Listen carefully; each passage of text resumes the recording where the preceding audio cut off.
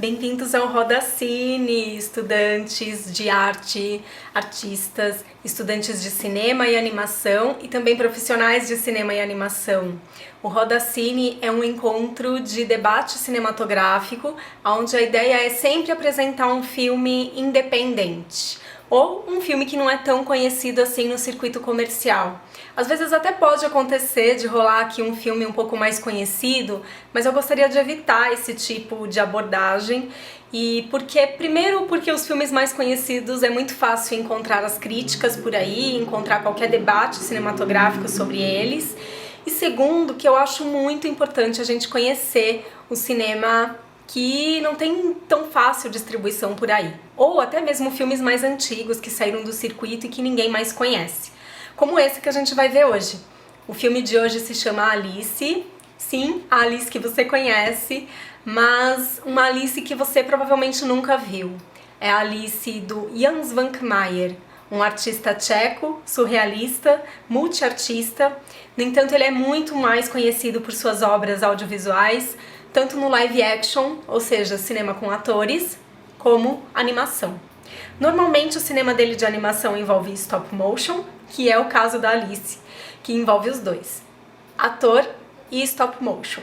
Stop motion com bonecos e recortes, e misturados dois e tudo mais.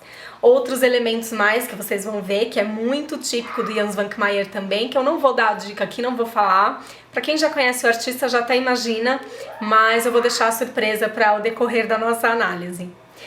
Bom, eu sou Lina Molina, professora de direção de arte, fotografia, linguagem do cinema e animação.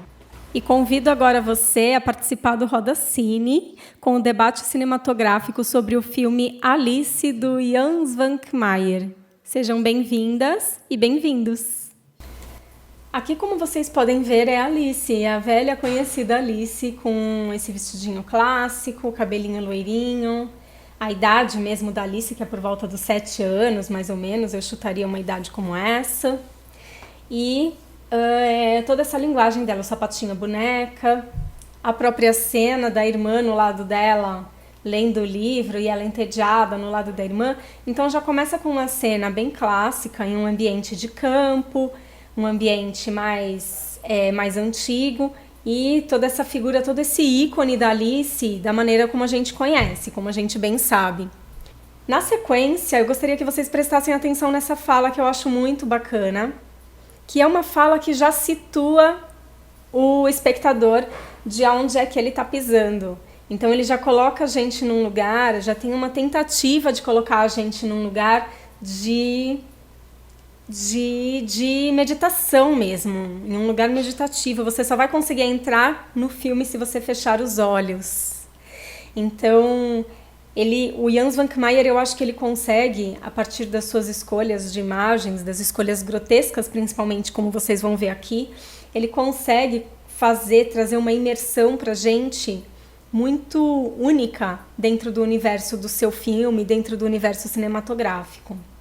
Quando nós apreciamos nas artes plásticas as naturezas mortas, a gente consegue, de alguma maneira, existe aí um convite do artista para que a gente contemple sobre a própria morte, sobre a própria possibilidade de morte. Então, que cena foi aquela que foi congelada por um tempo em uma pintura com as pinceladas, né? E que cena é essa aqui que o Jan Svankmajer apresenta, logo com as abelhas mortas e aquela maçã ali jogada apodrecendo, e depois aqueles besouros emoldurados também. Então também é uma maneira de apreciar a natureza morta, de fazer uma menção às artes plásticas no cinema de animação, aqui no caso, que vai envolver a animação. Aqui ele já vai apresentando alguns códigos, alguns ícones que nós vamos ver depois ao longo do filme, que vão interagir com a Alice. O ambiente do Jan Svankmajer é bem sujo, normalmente são ambientes com muitas texturas, com muita sobreposição de informação, e passando uma ideia de algo mais rude, algo mais degradado, algo deteriorado. De novo a ideia da passagem do tempo, a ideia da natureza morta presente aqui também.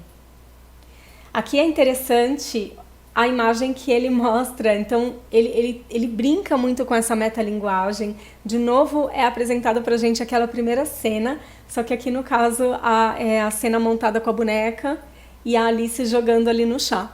E o elemento já da xícara do chá, do chapeleiro maluco ali presente também, que dá toda uma dica de que o que a Alice passou foi uma alucinação, foi um sonho, mas fica aquela brincadeira típica, né, desse filme da Alice, que é o que foi sonho, o que não foi. Porque aqui no filme, ainda especialmente, existe toda essa mistura de linguagem que ele apresenta. Então, o coelho ali agora vai começar a se mexer no ambiente real, e o que faz parte mesmo da obra clássica, né? Esse tipo de abordagem no roteiro, na história.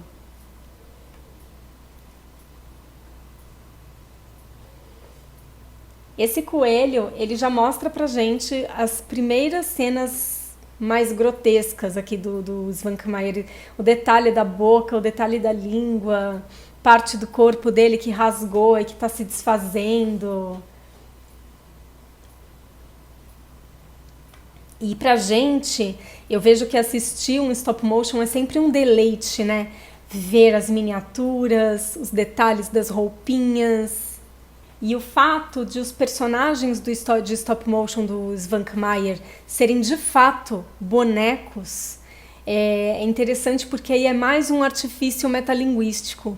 Porque normalmente quando a gente assiste esses grandes filmes de stop motion, como Noiva Cadáver, por exemplo, ou Coraline, a gente até esquece que aquilo é boneco, né? De tão perfeitos que eles são perfeitos.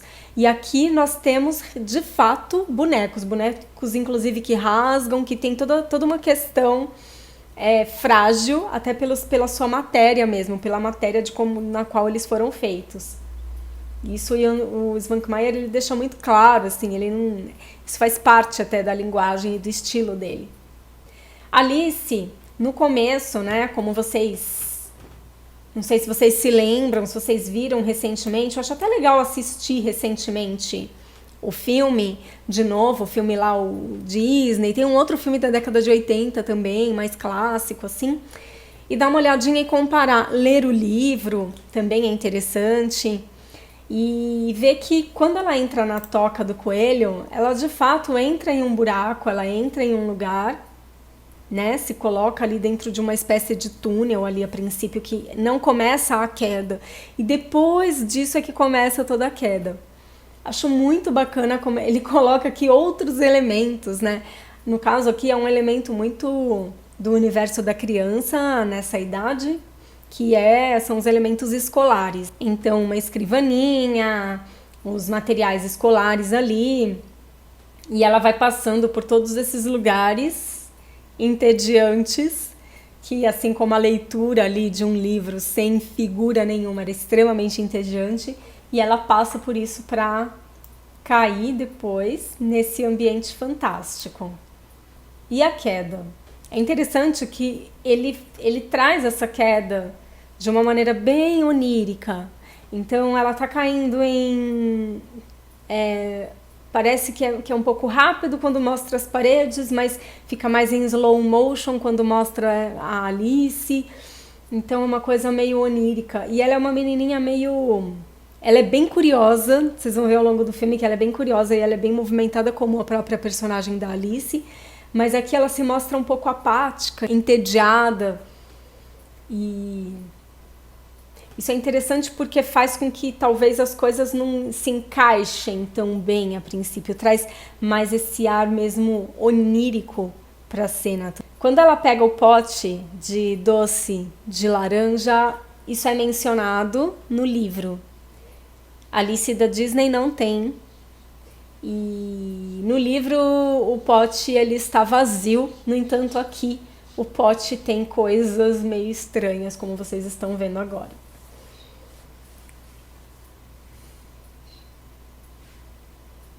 Quando ela cai, eu diria até que esse filme ele é muito mais fiel à obra original, porque no original, inclusive, ele diz que quando ela cai em cima de um monte de folhas, e que é o que acontece aqui.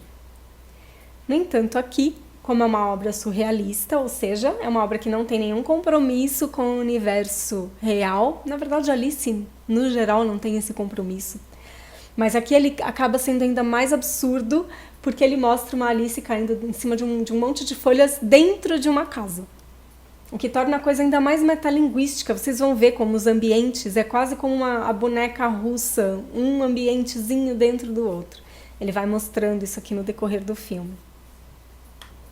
Quando ela pela primeira vez abre a portinha, o que a gente vê ali é aquele ambiente, aquele jardim fantástico, fenomenal, que se diz no livro e tudo mais. No entanto, é bem teatral, é bem mambembe até. É interessante perceber aqui como os universos conversam.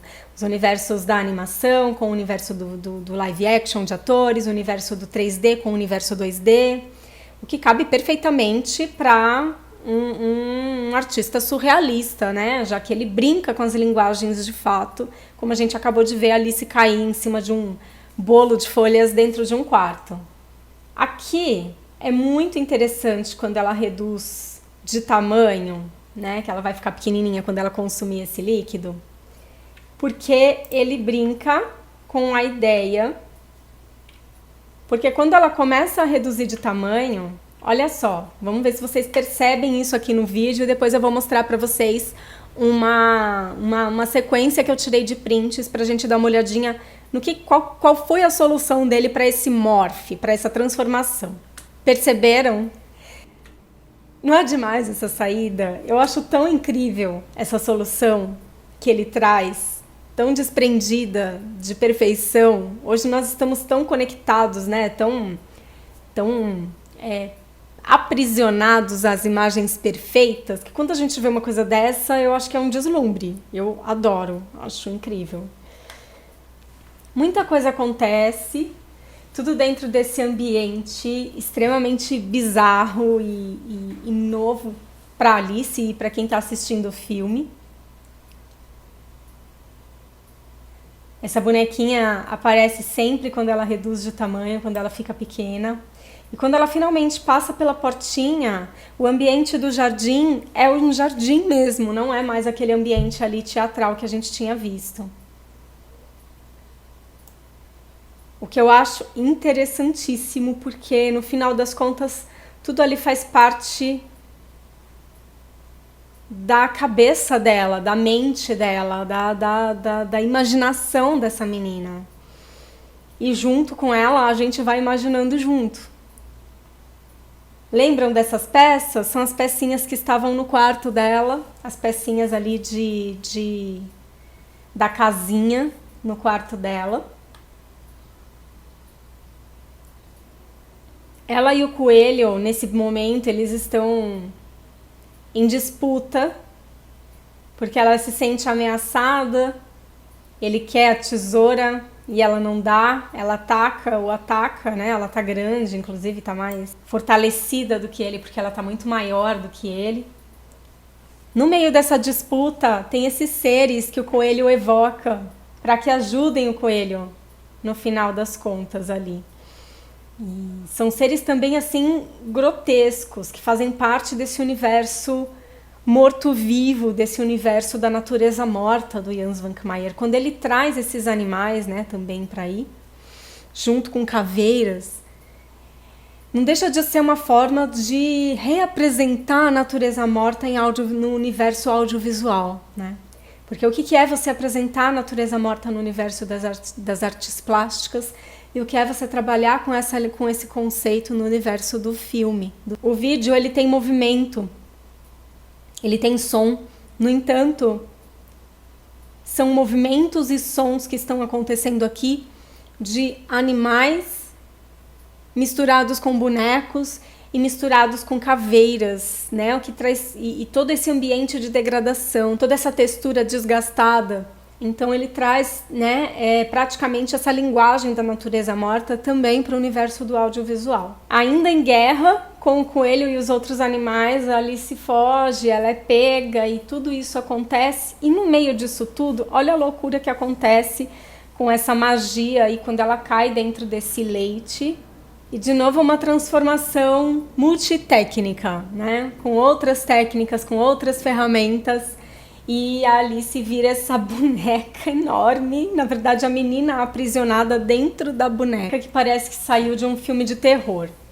Quando ela se liberta finalmente dessa boneca, ela está dentro de uma despensa e outras coisas grotescas de novo começam a sair dos potes, do que seriam elementos ali de alimentos. Eu gosto muito, muito, sim, dessa linguagem desse artista, porque ela pode trazer muitas interpretações pra gente.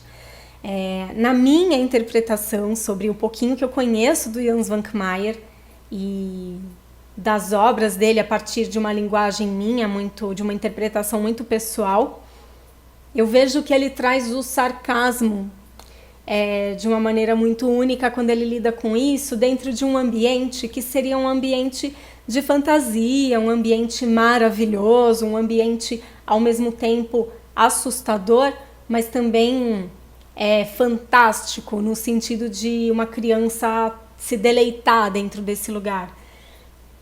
É mais ou menos isso que acontece com a Alice na obra original, não é? Existe ali uma menina curiosa que está explorando um mundo novo.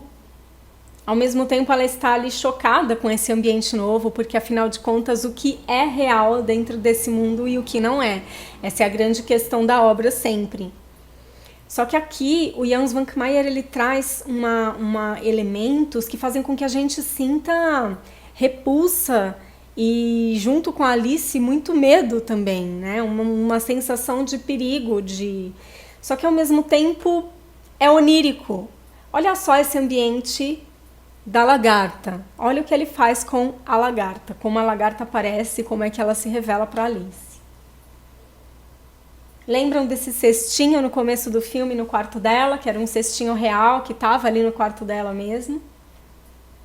Todas as gavetas que a Alice abre, sempre cai a maçaneta e ela precisa abrir com a mão depois, colocar o dedo ali no buraquinho da maçaneta da gaveta para abrir com a mão.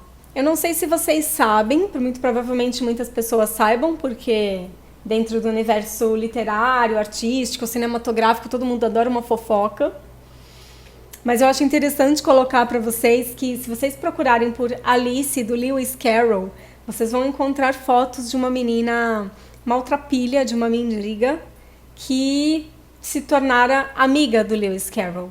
Então eles eram grandes amigos, se falava até de pedofilia, até de ser uma menina que provavelmente se prostituía, ou que provavelmente teve um caso amoroso com ele, enfim, são probabilidades, não tenho muita certeza dessa história, e que dizem que ele se inspirou nessa menina real para criar a Alice.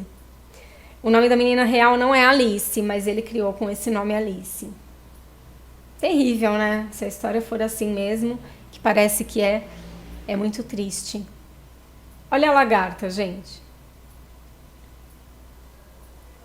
Então a lagarta é aquele ser sábio, conhecedor, que vem trazer aqui um conhecimento para Alice, vem trazer conhecimentos relacionados a línguas, a sabedoria, questões, grandes reflexões. E ele é essa dentadura com olhos e uma meia. O que isso significa? Fica a encargo aí de cada uma interpretação. No meio da conversa, a lagarta diz para ela comer um pedacinho ali do cogumelo, que a gente sabe muito bem que faz parte ali da história também, e que ela diz que um lado vai fazer você crescer e o outro lado vai fazer você encolher. O que eu acho interessantíssimo é a ligação dessa fala com a cena seguinte. Porque a Alice, ela come, encolhe e cresce. E aí a cena seguinte mostra isso aqui pra gente. Pois ela sai. Aí tem outros fatores que eu acho que são muito interessantes, porque o ambiente tenta roubar as meias dela e ela não deixa. Ela poderia ter ido embora descalça. Muito provavelmente faz a gente pensar que aquelas meias também fizeram parte dos pés de outras pessoas. Isso provoca a nossa imaginação nesse sentido. E quando a Alice escolhe ter os seus pés não ter os seus pés roubados, não ter um elemento que aquece e que protege os seus pés, que protege a sua base roubada, aí ela tem essa visão aqui depois na sequência, quando ela muda para essa sala. Que é uma visão meio alucinógena até, né? Na verdade, a viagem da Alice é toda alucinógena. E é interessante porque ela come o cogumelo e ela tem essa visão.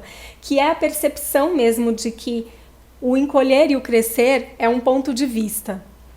Não é exatamente o corpo que cresce ou que encolhe, mas é o ponto de vista dela diante do mundo, diante daquilo que é apresentado para ela. Aí a gente tem aqui de novo um fator metalinguístico, que é uma casa dentro de outra casa. Então a Alice está num ambiente que parecia ser um ambiente natural, cheio de árvores, no entanto está dentro de um quarto. E quando ela abre a janela, existe ali toda uma casinha dentro da casa que ela está, onde está acontecendo toda uma cena. E aí, nesse jogo de encolhe e aumenta, ela de fato entra nessa casa e se depara com esse ser e com um bebê mimadão, chorão. A gente pode até fazer uma leitura, né? Se isso faz parte de um sonho, provavelmente isso tudo faz parte... Tudo é uma releitura da própria Alice. A lagarta é a sabedoria interior da própria Alice. O coelho branco é todo o fator... É a pressa e a curiosidade e a agitação e a energia da criança que a Alice tem. Então a gente até pode fazer essa leitura, provavelmente. A Alice aqui, talvez, passando por um processo de amadurecimento, e aí ela se depara com esse bebê mimado e chorão. E até aí ninguém chamava ela de Alice. Todo mundo chamava ela, o coelho chamava ela de Mary Ann. E a gente tem aqui pela primeira vez o peixe, né, o lacaio peixe, falando que a rainha tem um convite para a Alice. E a Alice questiona, isso faz parte da obra também, né, toda uma questão dela de autoconhecimento, de se conhecer, de se afirmar no mundo, onde ela pergunta a Alice, mas essa sou eu. Ela está sempre se afirmando, né? Essa cena eu coloquei aqui porque eu gosto muito dela. Eu acho ela muito bacana, muito bonita. O caos, ele é bonito na imagem, né? Na imagem cinematográfica, quando a gente tem muitas texturas, uma composição rica, cheia de elementos, o que é difícil de orquestrar e de torná-la harmônica, quando você consegue, a imagem fica bela, mesmo caótica, como essa que a gente está vendo aqui. Com o peixe lacaio ali no meio daquele ambiente caótico. E a delicadeza dele, ele é muito primoroso no stop motion. Tá vendo que a língua ela bate ali no escorredor de macarrão e amassa o escorredor, sabe? As coisas, elas de fato são bem elaboradas. Eu acho esse artista tão primoroso na escolha das estampas, na escolha da composição visual, na maneira como ele trabalha a própria animação, o timing da animação. Apesar de ser surrealista, existe um compromisso com esse timing, existe um grande compromisso com esse trabalho, para que ele seja primoroso, muito, muito incrível. Finalmente, o encontro dela com o Chapeleiro Maluco é um encontro interessantíssimo, porque mostra uma figura ali que está presa dentro de um tempo, que está presa dentro de uma repetição de um certo comportamento, um comportamento enlouquecedor, um comportamento muito doido, mas é um comportamento repetitivo que faz com que a gente, inclusive, reflita sobre as nossas próprias repetições, sobre os nossos próprios comportamentos aí, né? Isso aqui faz parte, olha aí, um elementinho do coelho. O coelho branco não apareceu agora aí, mas tá aí o reloginho dele, né, gente? Faz parte da obra mesmo, quando eles passam manteiga no relógio do coelho. Então é toda uma cena cheia de rituais, né? Mas enlouquecedora, meio doida, assim. Eu acho ela interessante, eu acho ela bem forte, porque nesse sentido ela traz uma reflexão sobre o cotidiano, sobre as repetições dos nossos atos.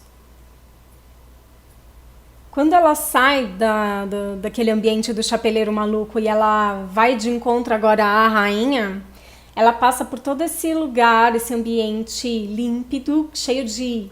Apesar de escuro, não tem janela, não tem uma luz externa, mas ele é todo cheio essas roupas brancas, transmitindo uma certa sensação de ingenuidade, de inocência, de limpeza. São roupas que foram limpas e que estão ali penduradas, secando.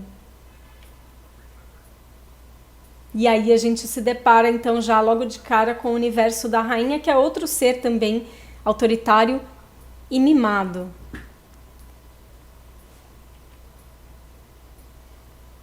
O universo da rainha para o Svankmajer não poderia ser outro, senão as próprias cartas. Os personagens são as próprias cartas, inclusive a rainha, que é um stop motion de recorte, o rei e tudo mais. Aqui a gente já está indo para o final do filme. A Alice, finalmente ela está dentro daquele ambiente que ela tinha contemplado pela portinha. E que parece que ela deu a volta, né? Deu a volta e voltou lá para o comecinho.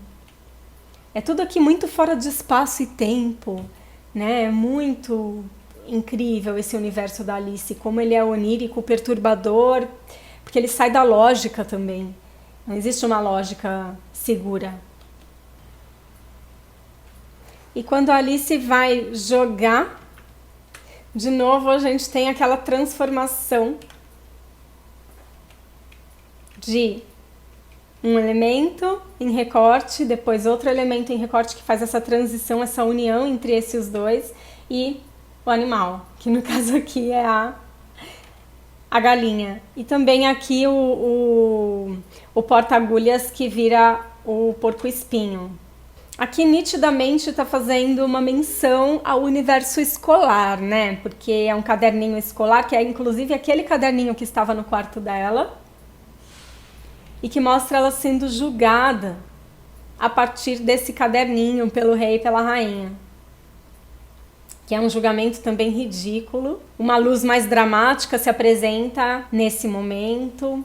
E aqui a revelação que a gente tem, né, sobre aquelas facetas que eu falei para vocês, sobre os personagens serem uma faceta da própria Alice. Ao meu ver, é uma revelação. E por fim a Alice acorda e aí vai para o desfecho do filme, com toda aquela ideia de que tudo fez parte de um sonho, mas ao mesmo tempo também deixa ali uma dúvida de será que fez parte mesmo de um sonho, né? E eu queria mostrar para vocês, eu tinha falado anteriormente sobre a paleta de cores, mas mostrar essa paleta de cores para vocês em como ela é prioritariamente esverdeada, vintage. É década de 80 também, a gente não tem o domínio nessa paleta de cores no audiovisual, né? O domínio total que nós temos hoje em dia. No entanto, a gente consegue perceber aqui que existe toda uma intenção de trazer um clima mais clássico, um clima mais soturno, um clima mais introspectivo, com tons mais pastéis. E a ideia do clássico é muito clara, né? Essa paleta, inclusive, e a valorização, você vê que o Svankmajer, ele conhece e valoriza a história da arte. Dá para perceber quando ele trabalha esses enquadramentos, o primor na iluminação, o trabalho nas composições e nas inserções de texturas, na ideia de trazer uma reflexão diante da natureza morta. Bom, pessoal, espero que vocês tenham gostado da análise, que ela tenha sido muito rica para vocês, para seja lá qual for a área que vocês trabalham ou que vocês gostam de estudar. Eu tenho um recado muito importante para passar para vocês. Eu vou fazer o Roda Cine semanalmente a partir de hoje, a partir dessa semana. A ideia é sempre publicar nas quintas-feiras. Pode ser que eu me atrase um pouco, mas vamos ver, né? A quarentena, vocês sabem como ela tá, a quarentena tá bem cheia. Mas eu vou tentar sempre exibir os Roda Cines nas quintas-feiras. Então fiquem atentos e logo mais eu vou abrir uma inscrição para um curso de direção de arte para animadores. Esse curso ele é voltado para todo mundo que gosta de artes visuais, animação, fotografia e eventualmente cinema também, não só cinema de animação. Ele envolve moda para construção de personagens, ele envolve arquitetura quando a gente fala de cenografia, ele envolve fotografia e iluminação, objetos de cena junto com narrativa, qual é a importância dos objetos e dos elementos da cena com a narrativa, ou seja, é um curso de direção de arte, mas o foco é para animação. E espero que vocês gostem do curso, espero que vocês gostem dos próximos Roda Cines. Fiquem comigo. Muito obrigada pela presença. Beijos!